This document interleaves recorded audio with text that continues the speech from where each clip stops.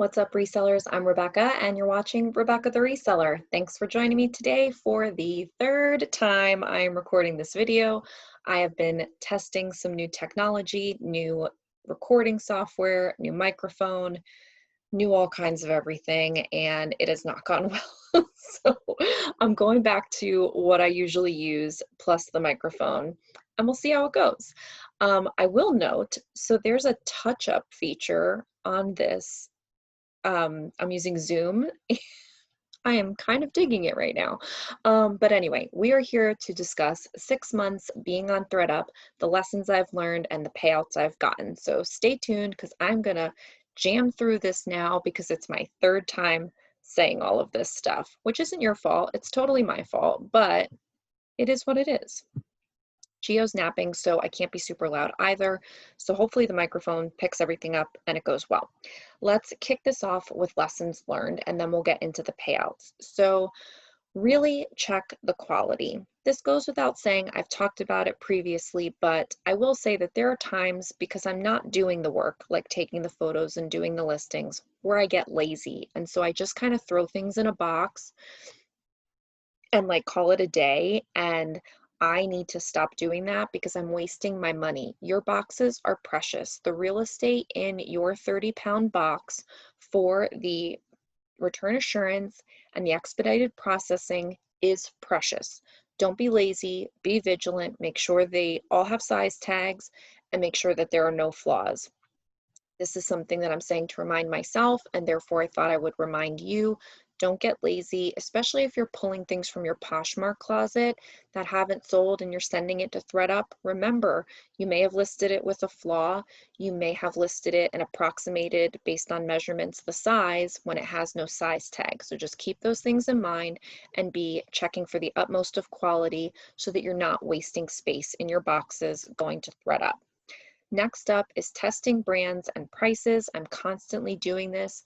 I try to only send in a few up front to see how it goes, and then I can send in more. Sometimes it works out, sometimes it doesn't, but be open to testing new brands and see how they play out and how they do on THREDUP, as well as the prices that you can get for them, whether things sell at max price, whether you have to drop the prices several times, and that kind of leads me into the next one. So I'll click on that, which is test holding out for the best price versus dropping the prices. So I've been working on this. If you've seen my spreadsheet video or if you've purchased my spreadsheet on Etsy, you'll know that I have a spreadsheet set up with increments for dropping the prices, and I've been letting that guide me. So if you don't know, my spreadsheet is available on Etsy. It's what I've developed for myself to track everything for THREDUP. It's been working really well, really keeping me on point, making things a lot easier and saving me a lot of time. But now what I'm experimenting with is kind of skipping over some of those price drop intervals and just keeping it at max price and then dropping it at the very end or whatever, versus spending time dropping it every couple of weeks for, for the intervals that I have. So I just bring this up to say, don't do something the same way as someone else like me or somebody else you may be watching, and don't do it the same way you've always done it if you think it might benefit you to change things up or try things out. I'm constantly testing out brands and prices and my price drop strategies, and I would encourage you to do the same. Next up is track it. Again, going along with the same theme, you should track all of your THREDUP activity in one way, shape, or form. THREDUP doesn't really give you this information, so you need to be doing it yourself. Like I said, I've developed a spreadsheet. It's been working really well for me. It tracks all of my kits in one place. It's one-click access to each kit with all of the key information, as well as all of my sales, all of my payouts, everything. So if you want to make your own, I highly encourage you to do that. If you don't know how or don't want to, I'd love it if you'd purchase mine. It's available in the link down below from my Etsy shop, but definitely don't do this blindly. Track it and make sure that you're making informed decisions based on your numbers. Next up is research retail prices and then make yourself a minimum. So for me, I'm not sure if I've shared, but my minimum retail price determining whether or not I send an item into ThreadUp or not is $60. So if it's not a retail value of $60 or higher, I try not to send it to ThreadUp. If I'm just trying to get rid of it, or I have no other way to sell it, then I'll send it regardless. But for the most part, I'm trying to only send in items that are $60 retail and higher. That's my minimum. That's what I want. Because after the payout structure, any coupons, sales, or discounts, I can end up with a payout that works for me. Everybody's business, again, is different, and so you want to find a price point that works for you, but also know that you can use ThreadUp to research those retail prices, because they do everything off of an algorithm. Remember, all of it is intelligent AI, and so if you want to determine whether or not a Talbot's shirt should get sent in, search Talbot's shirt, see what retail prices are showing up on ThreadUp, and use that to determine if that's going to be worth it for you. Same as for me, a Talbot's dress usually comes up around 100. That's worth it for me. But a Talbot's shirt, basic top, is not. And so I try not to send those in unless it's a higher value because it's cashmere or it's silk. They charge up for that. But so the retail price that ThreadUp assigns a Talbot's top is not going to be something that I want to deal with. But a Talbot's dress is. So you need to make those decisions for yourself, but it's something to think about. Sort your boxes so you make the most of your fees. Yes, so I've come up with the I don't care about it box. And so if I don't care about the item, I want it gone, I don't want to see it again, I'm willing to drop it off at the Goodwill, instead I will send it to ThreadUp in a I don't care about it box. I'm not paying return assurance, I'm not paying expedited processing. It gets there when it gets there. If they take it, they take it. If they don't, they don't. If it sells, it sells. I'm not going to reclaim things. Like, it just is what it is. And if I make any profit off of it, great. If I don't, it's out of my life. I don't care about it box. Putting those kinds of items in their own separate box alleviates them being in a regular box, cluttering up and taking up space in a box that I am paying for. So now when I pay return assurance and expedited processing, all of those items should be above my $60 value, should all be quality checked, should all be items that I feel like will do well on ThreadUp. Like, all of these things that I'm talking about here build on each other to where that box has every best possible chance of making me a good payout. Some more than others. I have some boxes where like so many items sell. I have some boxes where only a few items sell. You never know.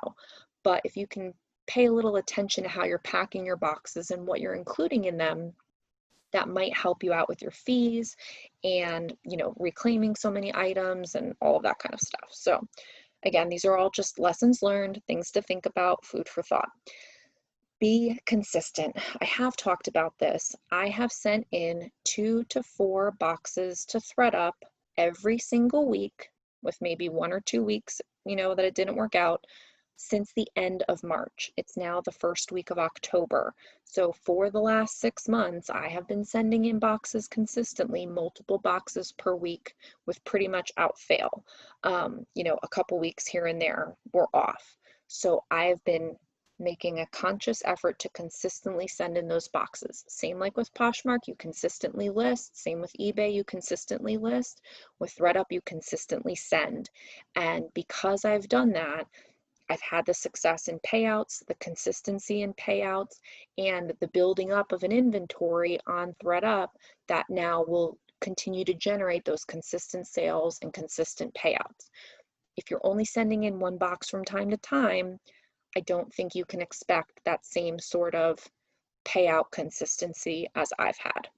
So, and I'm sure there are people doing way, way better than I am, but I just feel like consistency has been really what has made this work well for me. It's like any other platform.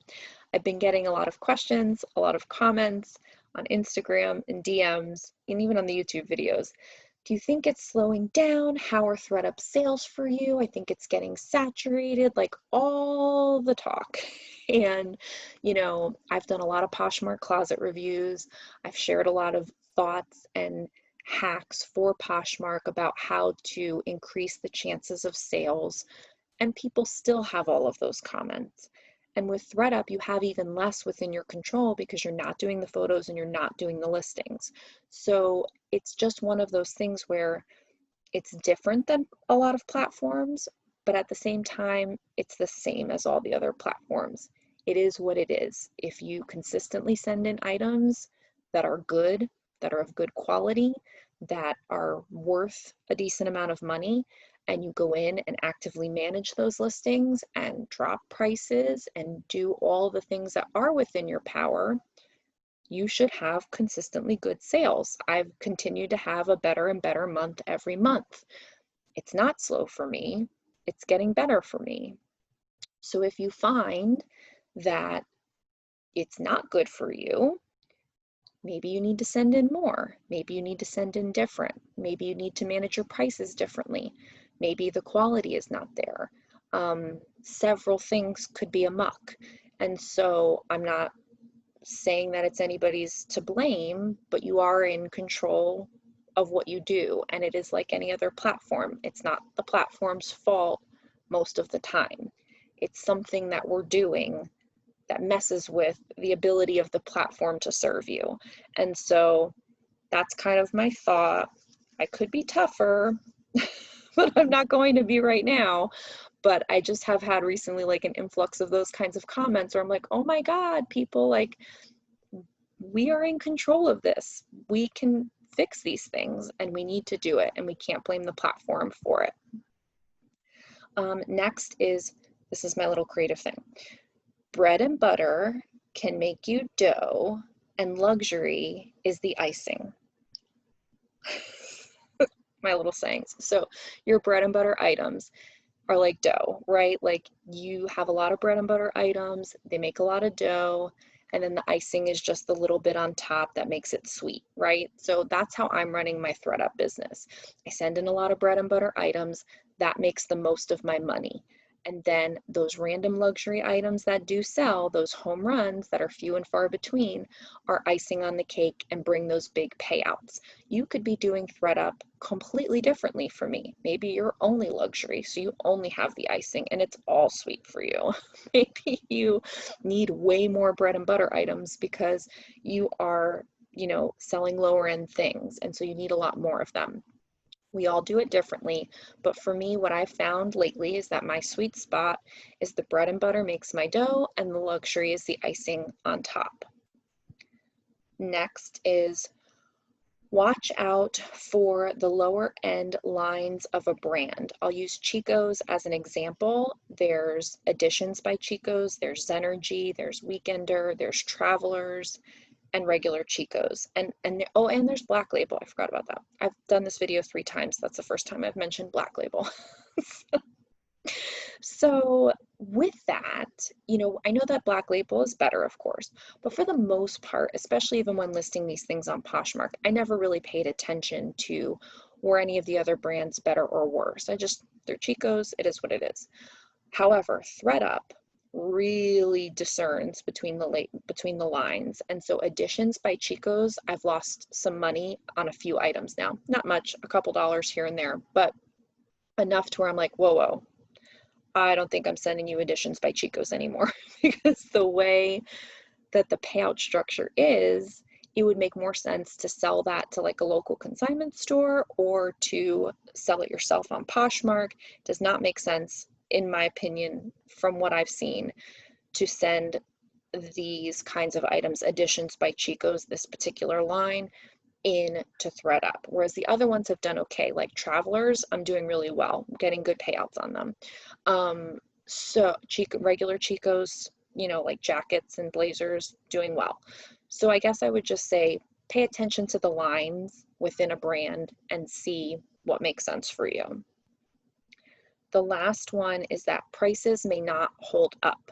So I'll use J. Jill as an example. I've talked about J. Jill. I love sending in J. Jill. It's pretty much a sure sale. Not a great ton of money, but a good, solid, triple, quadruple my money kind of payout. And so I have noticed that it's starting to change. The prices are coming down to where it's selling at. What ThreadUp is willing to pay when they buy it is changing, and so that's something to think about for sure. Let's get into the payouts, but I think Gio's waking up. Hold on. Gio, I'm in the guest room recording. You can wake up and I'll be right there, buddy. You can wake up. I'll be right there, okay? I'm in the guest room. I'm doing a video. So, okay, now it's about to get real. So here are my payouts. Again, this is the third time I'm recording this video over his nap. So he was napping for a good while, but now here we are. So, again, I started sending items in at the end of March, consistently 2 to 4 boxes per week. I received 2 payouts in April. Those were my first payouts via ThreadUp purchasing my items. In May, I received several more payouts from ThreadUp purchasing my items. In June is when I received my first customer sale payout, because you had to wait for that extra long return window that they had. So I'm just kind of painting the picture here. So in May, my first payout, meaning cash out, I could have technically cashed out in April, but I didn't because it wasn't that much money. So I held it till May. So at the end of May, I pulled out one cash out, which was $70.23. Then in June, I had 2 cash outs, $320 and $357. So it jumped all the way up to $677. Again, that's when I started getting ThreadUp payouts and customer payouts. Then in July, doubling, $755, $639, totaling almost $1,400. So it doubled. Then August, we have a payout of $763 and $626. So just a few dollars less, again, about $1,400. So doubled from June, stayed flat from July. Then in September, $721 and $786. Now we're at $1,500, so up again. And I'm gonna share with you October. Now this isn't final yet because I haven't pulled the money out yet. So I still have a few days for money to earn and get paid out in my account, and then I'll cash it out into my bank. So in October, so far, that first payout is at $1,083. So about $300 more than the first payout from last month. So let's just say that I get 2 payments of about $1,000. That's going to put me at $2,000 for the month, my best yet. So every month it's gotten better. Right now I'm at about 1,000 active items on ThreadUp. It fluctuates. Boxes process, it goes up. Reclaims go out, it goes down. So this is where I'm at. I'd like to get it to at about 2,000 items active. I want to see what my payouts are around that point, because at my max on Poshmark, I was at 2,000 active items. So I'd like to see what 2,000 active items on ThreadUp it looks like in terms of payouts. So I'm going to kind of watch my numbers as they progress through the end of the year and really see where a sweet spot is. Does it kind of max out given my production of 2 to 4 boxes per week? Can I do more and that would yield me way better results? Should I pull back and do higher end items? So I'm tracking a lot of things. I'm considering a lot of things. Right now I'm happy with what's going on, but I am watching how much I'm spending in inventory and how much I'm getting from ThreadUp. Now I do have other ways to make money. I have my Poshmark boutique. I have selling locally. So there are other things bringing in profit. This isn't the only way that I'm making reselling sales and profit. And so far, everything is fine in that I'm paying my normal salary. Nothing's taken a hit since moving everything from Poshmark to ThreadUp. As far as thrifted items go, I'm on track to pay my bonuses as I should be, the way I've set up my business. So everything is going well. Everything is going fine. But I am looking to see if I need to fine tune anything. And when I know, I'll share it with you. I try to be pretty transparent on that. So I would love to know what you guys think of this video, how your experiences are going, what you're looking at in your ThreadUp business. Go ahead and subscribe to the channel so we can hang out again, like this video so YouTube can tell other resellers about it, and leave me a comment below so I can see what you're up to and I can say hi. thanks so much for watching. I do appreciate it, and I will see you in the next video. Bye-bye.